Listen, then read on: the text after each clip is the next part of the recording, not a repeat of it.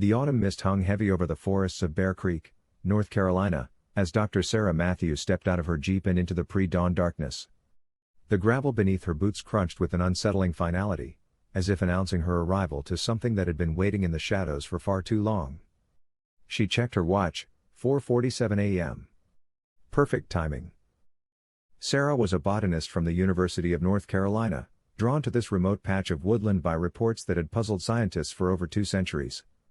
Somewhere in these dense woods lay a perfectly circular patch of barren earth, 40 feet across, where nothing would grow. The locals called it the Devil's Tramping Ground, and their stories made her skin crawl even in the safety of her laboratory. But Sarah was a woman of science. She didn't believe in devils or demons or ancient curses. She believed in soil composition, pH levels, and environmental factors. Whatever was preventing plant growth in this mysterious circle, she would find a rational explanation. The beam of her flashlight cut through the morning darkness as she followed the narrow trail deeper into the woods. Ancient oaks towered overhead, their gnarled branches forming a canopy so thick that even in daylight, this place felt perpetually shrouded in twilight. The forest was eerily quiet, no bird songs, no rustling of small animals, just the sound of her own breathing and the steady crunch of leaves beneath her feet. According to her GPS, she was getting close. The coordinates had been surprisingly difficult to obtain. Most locals she'd spoken to had grown uncomfortable when she mentioned the Devil's Tramping Ground, their eyes darting away as they mumbled vague warnings about leaving well enough alone. Even the county historian, an elderly woman named Mrs. Catherine Owens, whose family had owned this land for over a century, had seemed reluctant to discuss it. Some places, Mrs. Owens had said, her weathered hands trembling slightly as she poured tea, are meant to be left undisturbed. My great-grandfather told stories about that circle that would make your blood run cold. Said the Cherokee avoided it long before any white man set foot in these woods. There's a reason why nothing grows there, Dr. Matthews, and it ain't got nothing to do with soil science. But Sarah had pressed for details, and eventually, Mrs. Owens had shared what she knew. The legend claimed that Satan himself visited this spot nightly, pacing the circle as he contemplated the evils of the world. The constant tramping of his hooves had worn the earth barren, and his malevolent presence prevented any living thing from taking root. More disturbing were the stories of objects left in the circle overnight. They would vanish without a trace by morning, as if claimed by invisible hands. Even more unsettling were the accounts of those foolish enough to spend a night within the circle's boundaries. Some claimed they emerged in the morning speaking in tongues, their hair turned white from terror. Others were found days later, wandering the woods in a catatonic state, unable to remember their own names. And a few, according to whispered local legends, were never found at all. Sarah pushed these thoughts aside as her flashlight beam suddenly illuminated something that made her breath catch in her throat. There, just ahead, the dense forest vegetation abruptly ended in a perfect line, as if someone had drawn a circle on the earth with a massive compass. Beyond that line lay a patch of bare, packed soil that seemed to absorb her flashlight beam rather than reflect it. She had found the Devil's Tramping Ground. Moving closer, Sarah felt an unexpected chill run down her spine. The circle was exactly as described in the historical accounts, a perfect ring of barren earth, roughly 40 feet across, surrounded by normal forest growth. What struck her most forcefully was the absolute precision of the boundary. Plants grew right up to an invisible line and then stopped completely, as if they encountered some impenetrable barrier. Sarah knelt at the edge of the circle and examined the soil. It appeared normal, the same reddish-brown clay found throughout this part of North Carolina. She pulled out her soil testing kit and took several samples from different points along the perimeter. Whatever was causing this phenomenon, she would find the answer. As she worked, collecting samples and taking photographs, she became aware of a strange sensation. The forest around her remained unnaturally quiet, but there was something else, a feeling of being watched. She told herself it was just her imagination, heightened by the eerie atmosphere and the local legends she'd been hearing. But the feeling persisted, growing stronger as the minutes passed. It was then that she noticed the tracks. At first, she thought they might be deer prints, but as she examined them more closely with her flashlight, she realized they were too large, too uniform. The tracks formed a clear path around the inner edge of the circle, as if something had been walking in an endless loop. But the strangest thing about the tracks was their depth and clarity. They looked fresh, as if they had been made just hours ago, despite the fact that the area had received no rain in over a week. Sarah felt her scientific skepticism wavering. She pulled out her camera and began documenting the tracks, but as she adjusted the flash settings, she heard something that made her blood run cold: the sound of footsteps in the distance. Someone, or something, was moving through the forest toward her. She clicked off her flashlight and crouched low, her heart hammering against her ribs. The footsteps were rhythmic, deliberate, growing closer. Through the pre-dawn gloom, she could make out a figure moving between the trees, but there was something wrong about its gait, something that didn't seem quite human. The figure entered the circle. Sarah watched in horrified fascination as the shadowy form began to pace around the perimeter, following the exact path marked by the mysterious tracks. Around and around it went, never deviating from its route, never pausing, never acknowledging her presence even though she was certain it must have seen her. As her eyes adjusted to the darkness, she began to make out more details about the figure. It was tall, unnaturally so, with limbs that seemed too long for its body. Its movements were fluid yet somehow wrong, as if it were not quite bound by the same laws of physics that governed everything else. And there was something about its feet: they seemed to strike the ground with more force than should be possible, as if each step was driving the very life from the earth. For what felt like hours but was probably only minutes, Sarah crouched at the edge of the circle, watching this impossible figure trace its endless path. Her scientific mind screamed that this had to be some kind of hallucination, brought on by sleep deprivation and the power of suggestion. But her eyes told her otherwise, and deep in her bones, she felt a primal terror that no amount of education could explain away. Then, as suddenly as it had appeared, the figure stopped.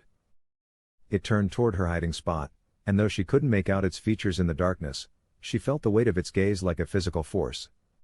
For a long moment, they stared at each other across the barren circle, predator and prey, ancient evil and modern skepticism. Sarah's nerve broke first. She stumbled backward, crashing through the underbrush as she fled toward her jeep. Behind her, she heard a sound that would haunt her dreams for the rest of her life: a low, rumbling laugh that seemed to come from the earth itself. She didn't stop running until she reached her vehicle, and she didn't stop driving until she was safely back in Chapel Hill, 2 hours away. Only then, sitting in her kitchen with all the lights on and a cup of coffee warming her shaking hands, did she allow herself to examine what had happened. She tried to convince herself that she had experienced some kind of hallucination or waking dream. The stress of her research, the creepy local legends, the eerie atmosphere of the forest, all of these factors could have combined to create a false experience. But when she developed the photographs she had taken, her rational explanations crumbled. The images clearly showed the mysterious tracks, but there was something else. In several of the photos, barely visible in the background, was a tall, dark figure. The camera had captured what her conscious mind was desperately trying to deny. Sarah never returned to the Devil's Tramping Ground, but her brief encounter there changed the course of her career and her life. She became obsessed with researching the history of the location, diving deep into county records, Cherokee tribal histories, and colonial-era documents. What she found painted a picture that was far more disturbing than she had ever imagined.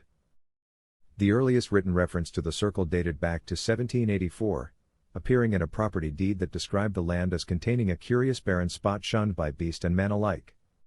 But Cherokee oral histories suggested the location had been considered cursed for centuries before European settlement. According to these accounts, the circle marked a place where the spirit world touched the physical world, creating a thin spot in reality where dark entities could cross over. Even more troubling were the documented disappearances. Sarah found records dating back to the early 1800s of people who had ventured into the woods near Harper's Crossroads and were never seen again. The pattern was always the same: someone would mention their intention to visit or investigate the mysterious circle, and then they would simply vanish without a trace. In 1847, a traveling preacher named Ezekiel Morrison claimed he could cleanse the cursed ground through prayer and holy water. His horse was found 2 days later, still tied to a tree at the forest's edge, but Morrison himself was never found. In 1923, a team of researchers from Duke University attempted to study the phenomenon. 2 of the 3 team members emerged from the woods after their first night, speaking incoherently about walking shadows and voices from below. The third researcher, Dr. James Whitmore, was discovered weeks later, wandering naked through a cornfield 20 miles away, with no memory of what had happened to him. More recently, in 1981, a group of teenagers had decided to test the local legend by camping in the circle overnight. 3 of them were found the next morning at the edge of the woods, catatonic and unresponsive.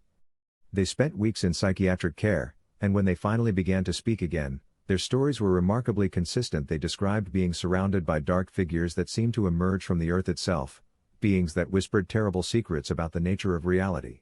The fourth teenager, 16-year-old David Chen, was never found. His backpack was discovered in the center of the circle, along with his camping gear, but David had simply vanished. The case remained open for years, but no trace of him was ever discovered. As Sarah delved deeper into these historical accounts, she began to notice disturbing patterns in her own life. She found herself waking in the middle of the night with the sensation that something was watching her from the darkness outside her bedroom window. Her plants began dying, one by one, despite her expert care. And sometimes, in the quiet hours before dawn, she could swear she heard the sound of heavy footsteps pacing back and forth outside her house. Worst of all were the dreams.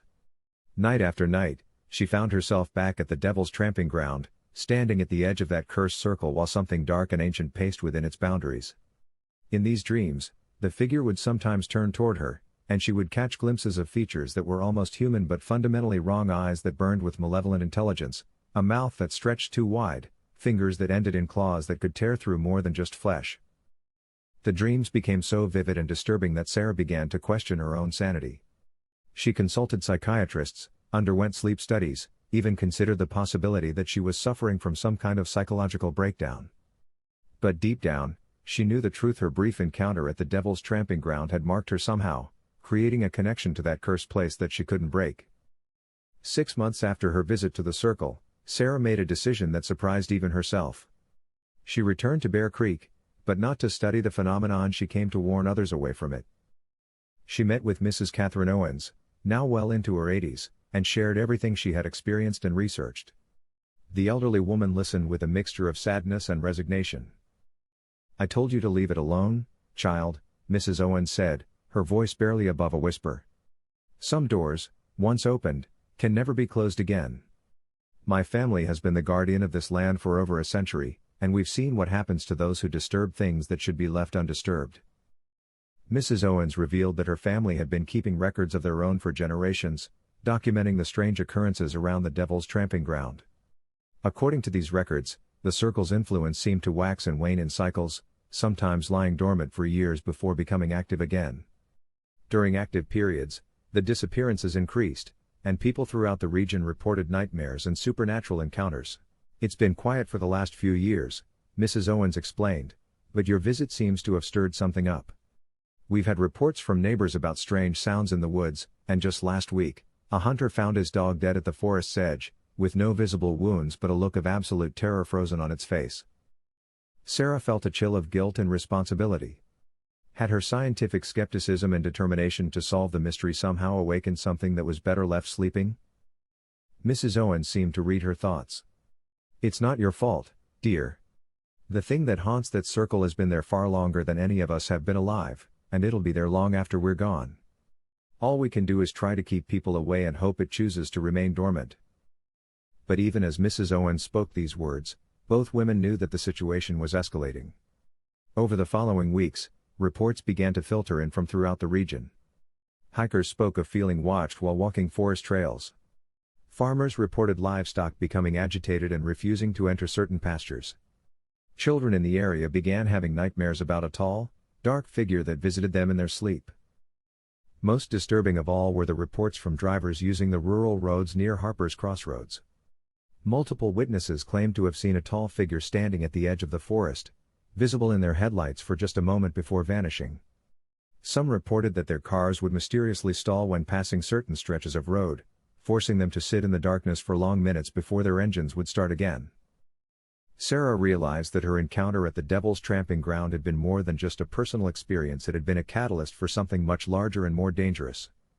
Whatever entity haunted that cursed circle was no longer content to remain hidden in the depths of the forest.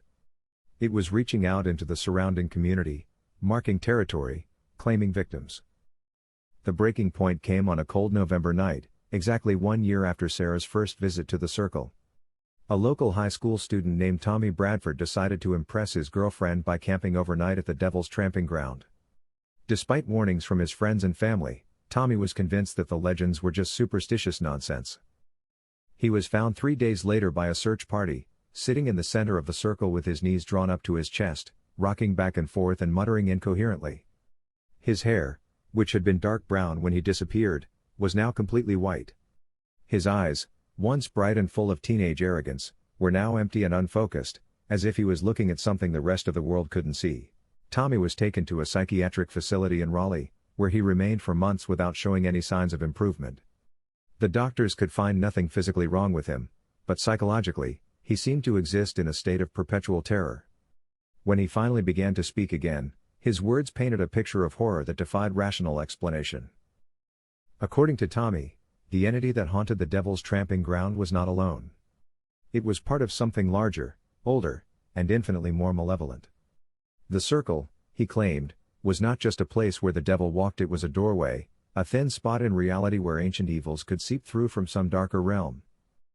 "It's not just one thing," Tommy whispered to the doctors, his voice barely audible. "It's all of them. Every dark thought, every cruel act, every moment of suffering that's ever existed. They gather there, in that circle, feeding off the pain and fear. And now that people know about it, now that they're talking about it again, it's getting stronger. It's almost ready to come through completely."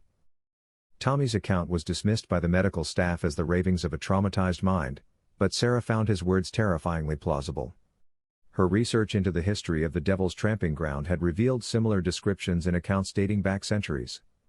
The Cherokee stories spoke of a hungry darkness that sought to devour the world of light. Colonial-era accounts described a gateway to perdition hidden in the North Carolina wilderness. As winter deepened, the reports of supernatural activity in the Bear Creek area continued to escalate. Sarah found herself at the center of an increasingly desperate effort to understand and contain whatever was happening. She worked with local authorities, Native American historians, and even members of the clergy to try to find some way to stop the growing influence of the entity. But with each passing day, it became clear that they were fighting a losing battle. The thing that haunted the Devil's Tramping Ground was not just growing stronger, it was learning. It began to manifest in new ways, appearing to people in their homes, following them to work, invading their dreams with visions of a world consumed by darkness. The local authorities tried to close off access to the forest, but the entity seemed to find ways around their barriers. People reported seeing the tall, dark figure walking along highways, standing in shopping center parking lots, lurking in the shadows of suburban neighborhoods. The circle in the woods was no longer its only domain, the entire region was becoming infected by its presence.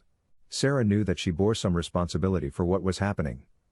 Her initial visit to the Devil's Tramping Ground, motivated by scientific curiosity and skepticism, had somehow served as an invitation for the entity to expand its influence. She felt compelled to find a way to undo the damage she had caused, even if it meant putting herself in mortal danger. On a bitter cold night in February, exactly 18 months after her first encounter with the cursed circle, Sarah returned to the Devil's Tramping Ground one final time. She came not as a scientist seeking answers, but as someone who had finally accepted that some mysteries were better left unsolved. The forest was even more unnaturally quiet than she remembered, as if all life had fled from the area entirely. Her flashlight beam seemed weaker somehow, unable to penetrate the oppressive darkness that hung over the woods like a living thing. But she pressed forward, driven by guilt and a desperate hope that she might somehow be able to make amends for the horror she had unleashed. The circle lay before her, no longer just a curious patch of barren ground but clearly visible now as something far more sinister. The earth within its boundaries seemed to pulse with a malevolent energy, and the air above it shimmered like heat waves rising from summer pavement. As Sarah watched, horrified but unable to look away, she saw shapes moving within the circle, not just one figure now, but dozens, perhaps hundreds, all pacing the endless path, all waiting for their chance to break free into the world beyond. At the center of this unholy gathering stood the tall figure she had first encountered over a year ago. It turned toward her as she approached, and for the first time, she saw its face clearly. What she saw there was not the horned visage of traditional depictions of evil, but something far worse. It was the absence of everything good and holy in the world, a void in the shape of a man that seemed to draw in light and hope and leave only despair in their place. The entity spoke, and its voice was like the sound of wind through a graveyard, carrying with it the whispers of every person who had ever suffered or died in terror. "You have done well," it said, its words seeming to come from inside her own head rather than through her ears. "Your disbelief was the key that opened the door. Your science, your rationality, Your refusal to accept the wisdom of those who came before these things had made you the perfect servant of chaos. Sarah tried to speak, to deny the creature's words, but found that her voice had abandoned her. The entity continued, its horrible presence pressing against her mind like a physical weight. For centuries, we have been confined to this small patch of earth, able to claim only those foolish enough to venture into our domain. But your visit changed everything. Your skepticism created cracks in the barriers that held us, and now those cracks have become chasms. Soon, we will no longer need this circle. Soon, we will walk freely in your world of light, and the age of darkness will begin. As the entity spoke, Sarah became aware that the shapes within the circle were becoming more solid, more real. They were no longer just shadows and suggestions but actual beings preparing to cross over into physical reality. She realized with growing horror that she had not come here to fix what she had broken, she had come here to witness the final breaking of the ancient seals that kept these entities bound. The entity seemed to sense her thoughts and laughed, a sound like breaking glass mixed with screaming wind. "Did you think you could undo what has been done?" it asked mockingly. "Did you believe that your small human will could stand against forces that existed before your species learned to make fire? You are not here to stop us, Sarah Matthews. You are here to serve as our herald, to carry word of our coming to the world beyond these woods." Sarah felt something fundamental crack inside her mind as the full weight of the situation crashed down upon her. She had not just failed to solve a scientific mystery, she had actively participated in unleashing an ancient evil that threatened to consume everything she had ever cared about. Her rationality, her skepticism, her refusal to heed the warnings of those who knew better, had all been used against her by an intelligence far older and more cunning than she had ever imagined. But even as despair threatened to overwhelm her completely, Sarah found within herself a spark of defiance that the entity had not anticipated. She might have been manipulated, used as a tool to weaken the barriers between worlds, but she was still human. She still had the power to choose her own actions, even in the face of cosmic horror. With tremendous effort, Sarah forced herself to speak, her voice cracking but determined. "You're wrong," she whispered, then louder, "You're wrong about me." The entity's amusement faded, replaced by something that might have been surprise. "I may have been your unwitting servant," Sarah continued, feeling strength returning to her voice with each word, "but I won't be your herald. I won't carry your message of doom to the world. I'll spend whatever time I have left warning people about what's coming, helping them prepare, fighting you every step of the way."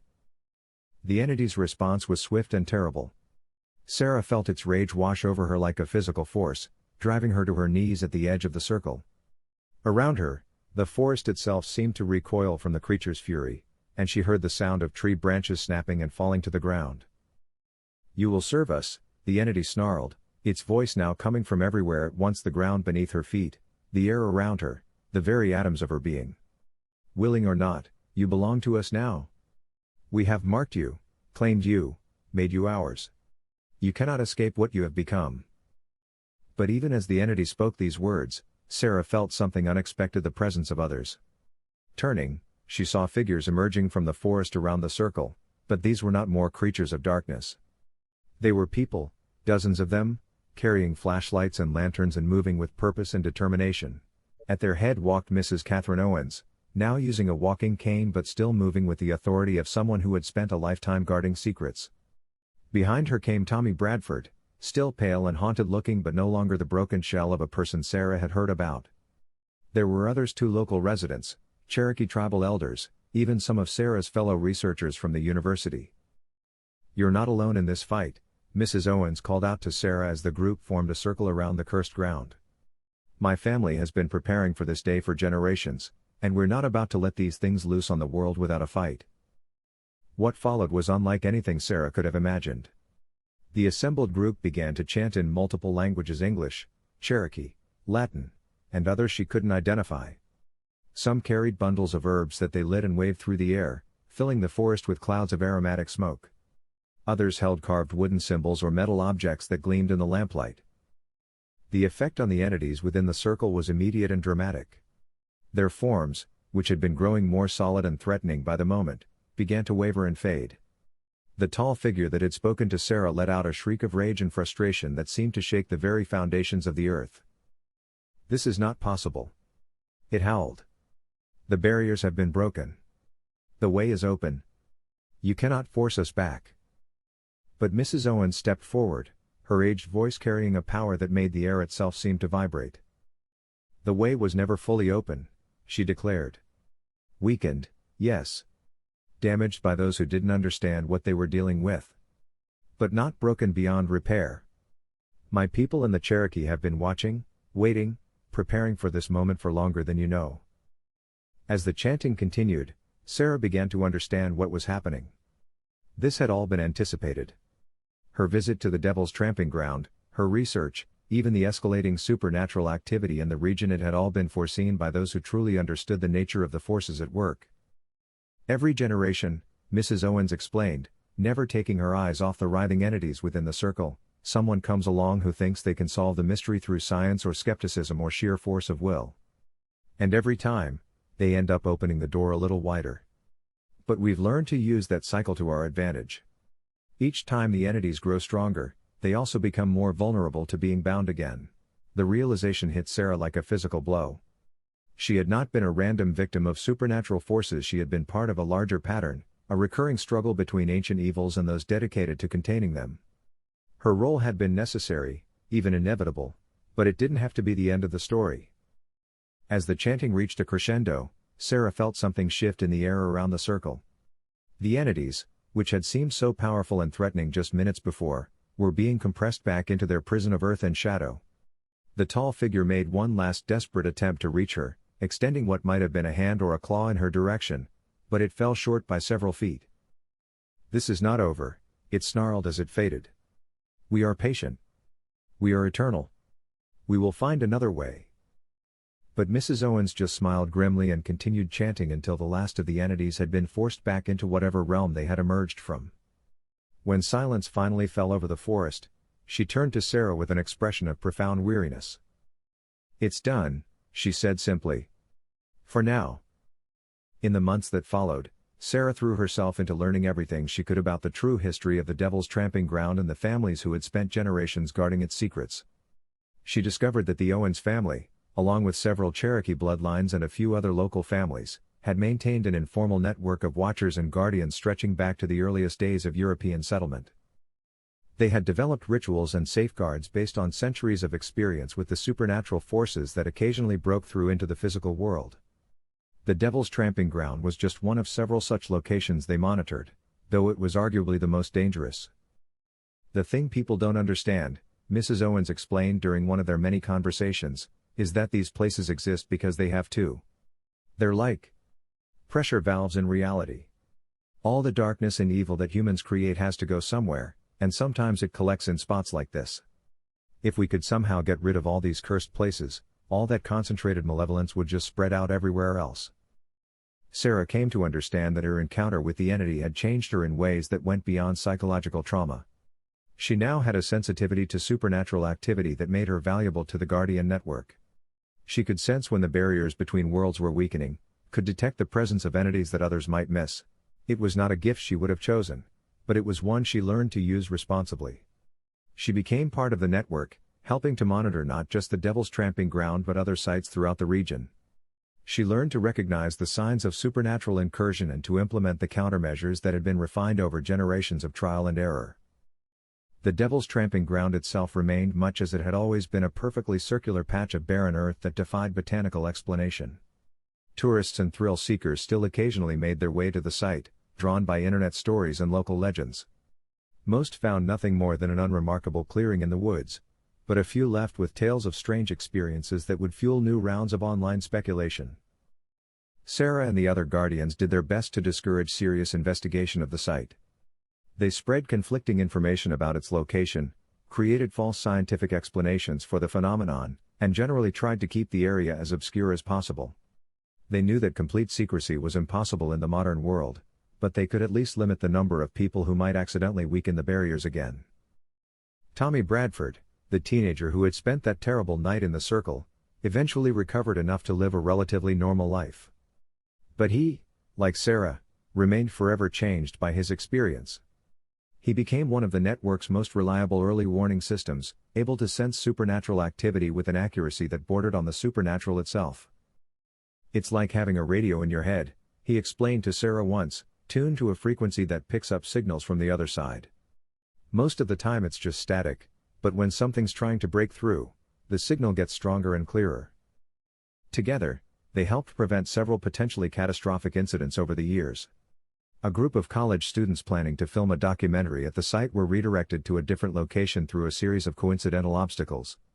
A paranormal investigation team that had obtained accurate coordinates found their equipment mysteriously malfunctioning every time they approached the area. A developer who wanted to clear the forest for a shopping center discovered that his permits had been mysteriously revoked due to environmental concerns. But perhaps the most important thing Sarah learned was that the network of guardians was not unique to North Carolina. Similar groups existed around the world, watching over their own cursed places, containing their own ancient evils. They communicated through coded messages, shared information about new threats, and occasionally provided assistance when a situation grew beyond the abilities of a local group to handle. The entity that had spoken to her in the circle had been right about one thing: it was part of something larger. But what it hadn't understood was that the forces of light and order were also part of something larger, a worldwide network of ordinary people doing extraordinary things to keep the darkness at bay. As Sarah stood at the edge of the Devil's Tramping Ground on the 5th anniversary of her first visit, she reflected on how much her worldview had changed. She was still a scientist, still believed in the power of rational thought and empirical evidence. But she had also learned to respect the wisdom of those who had come before, to understand that some knowledge was too dangerous to pursue, and to accept that the universe contained mysteries that were better left unsolved. The circle lay before her, looking much as it had that first morning when she had approached it with nothing but curiosity and scientific instruments. The earth within its boundaries remained barren, the tracks around its perimeter still visible to those who knew how to look for them. But now she could sense the layers of protection that surrounded the site, ancient wards renewed and strengthened by generations of guardians, modern technology deployed in service of age-old purposes, and the watchful presence of those who had dedicated their lives to keeping the darkness contained. The Devil's Tramping Ground would always be dangerous. The entities imprisoned beneath its barren earth would never stop testing their bonds, never cease their attempts to break free into the world of light and warmth. But as long as there were people willing to stand guard, willing to sacrifice their peace of mind and sometimes their sanity to protect others, the darkness would remain contained.